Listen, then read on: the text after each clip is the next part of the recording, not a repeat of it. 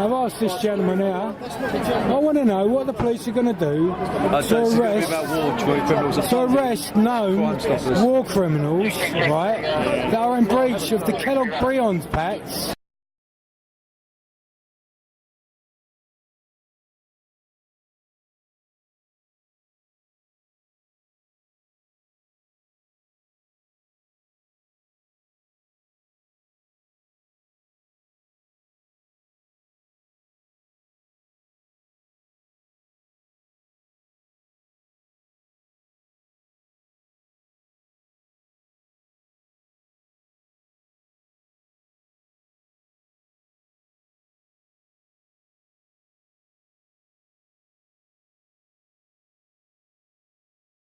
And the Geneva Convention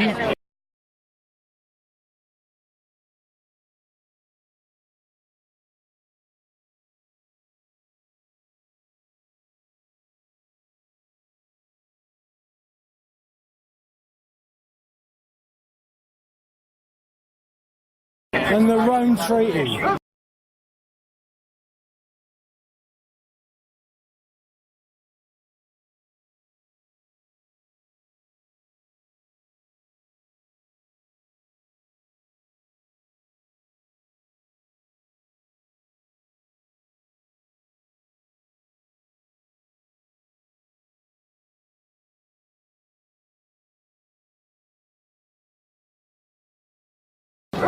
You've named a lot of things there, Well, okay, let's go for the Geneva Convention, alright? As my colleague quite rightly said, go through Crime Stoppers. Do you know where these people are? Well, yeah, Tony Blair, you've got to go get Interpol to do a deportation order on him, which is where you've got to use the Maastricht Treaty to arrest him. See, if I was a murderer, you would arrest me, no hesitation. He's a known murderer, culpable of war crimes and genocide, so he must be arrested. Yeah. As I said, if you give all your information on Crime Stoppers, then we'll go from there. Very much my advice to you. Well, okay, I'm going to take your advice, right? And I've got a video, so I'll send that to them, along with this footage. And you'll see CP150, right? And that's your advice. To go and make a complaint. That's mine. I said first. So when I make that, when I make that complaint, will it be dealt with? Complaint. We want you to give the information to Crime Stoppers because we're not in a position to do it here. We're dealing with a demonstration. If you've got information relating to war criminals, give that information to the police, and I'm sure something will be done about it. You sure? So if it ain't, well, as sure as I can be. If it ain't, I can come to the City of London Police and say I've reported it. Well, we've given you the best advice we can in the Isn't it your job as a policeman to do that? Well, Crime Stoppers is to. I go to Crime Stoppers. Hang on. We're good. We can't do I go to Crime Stoppers to report a crime. Yeah. Then they get hold of you. You can do that online. And tell you. So I'm doing a shortcut. I'm missing out Crime Stoppers. I'm coming to the heart of the police, which is a police officer. Well, explain we can't do it here because we're engaged in other duties. So can I ask you, when you finish your duty watch tonight, to consider tomorrow morning when you start your duty watch, it's the first thing to report at least one war criminal. If you either go to Crime Stoppers or the police station, you would change a lot of shit if you'd done that. Any of you that done that, they had the balls to do that, because it takes balls. You're not listening to us. No, I don't think you're listening, man, because you're going, oh, Pontius Pilate. Well, he ain't a friend of mine, man. Who?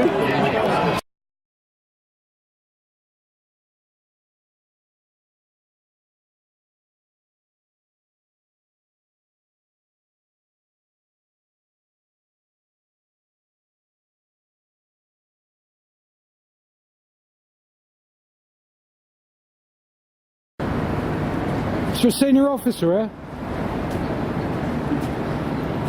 Senior officer? Well, I am the senior officer, so I am a senior officer. Yeah. Okay, you'll do. I just want to know what the Metropolitan Police are doing to arrest known war criminals that are in breach of the Kellogg-Briand Pacts and the Geneva Convention. It ain't funny, mate. People are dying. Sorry, I thought he was laughing. I don't know. Well, I'm reporting it to you as a policeman. you want to make an allegation of crime, then you can go to a police station and make that allegation. Can you do that to a policeman? Yeah, but I'm not in a position to take the details, which are going to be a very detailed report, I imagine, in relation Maybe to you that. could give me your contact number at your station Yes, and I I can can give forward you it that. to you. You can 0208 733 3109. And your name, sir? Inspector Beck. Inspector Beck. Thanks for your time, mate. You're welcome. Cheers.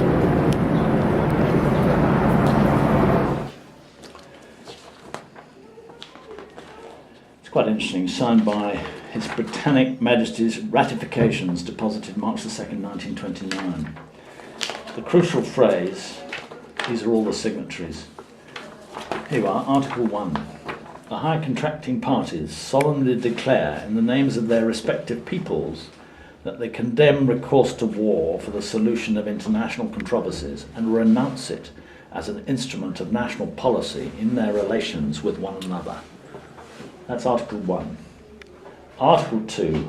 The high contracting parties agree that the settlement or solution of all disputes or conflicts of whatever nature or of whatever origin they may be, which may arise amongst them, shall never be sought except by pacific means. Now that document laid out the fact that we would never go to war. We then made the agreement in 1945 of setting up the United Nations. We need more effective methods as a world to ensure that rogue governments do not take over the world and do things that we believe to be wrong.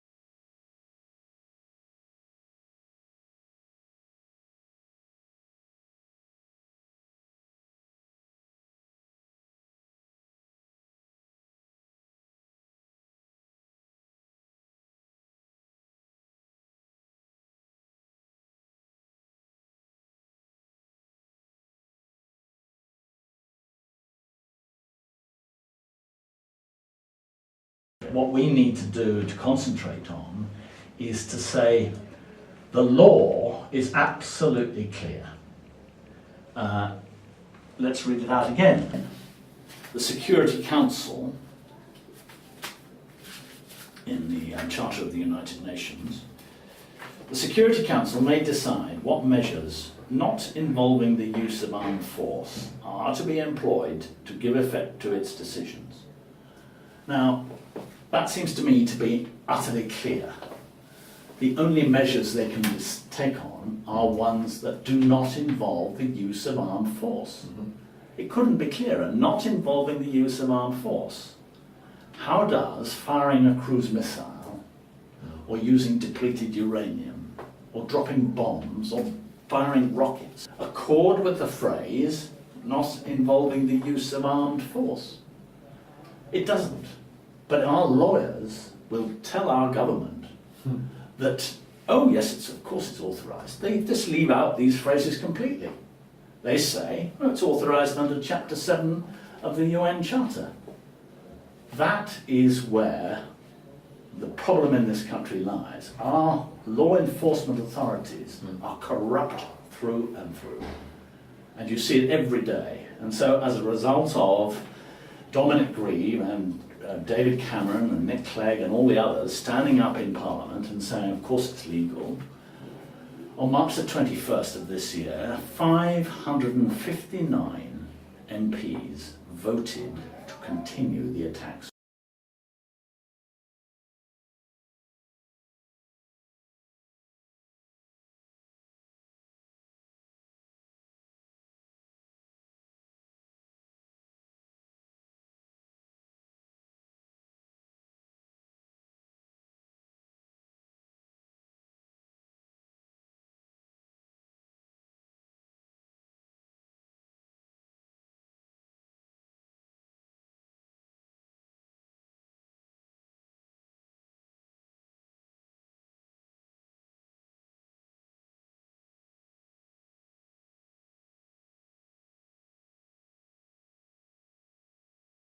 They had just been told we were firing cruise missiles, and 559 of them said, yes, let's carry on, folks. That is an appalling indictment. Each one of them, every one of our MPs knows perfectly well that murdering a child is a criminal offence. But they're happy to go along with it, all of them. It is so important that we have some sort of agreement, that if we make an agreement with the rest of the world never to attack them, we need a method to ensure that is upheld. Now, in this country, our government doesn't uphold that and attacks anybody and anybody who it wants. Mainly because British leaders are never held to account in court for what they do. The last time it happened to King Charles, we all know what happened. we do. But since then, no British monarch has ever really been held to account for what they've done. But we need to do it again. But this time we need to go for the Prime Minister. We all know that Tony Blair, he started 5 wars in 5 years. Now, in British history, that's never happened before. It is extraordinary. And he got away with it. And not only has he got away with it, but he got his friends to appoint him as peace envoy to the Middle East. I can't think of a more inappropriate person or war criminal to be a peace envoy. They are multiplying, and the difficulties are multiplied when you have that sort of activity. Now, Tony Blair really needs to answer for what he did in court. I can't find a single judge, as I say, in this country who is prepared to hold any of our leaders to account for the crimes they've committed. But the first one that happens, that I think will topple the whole house of cards.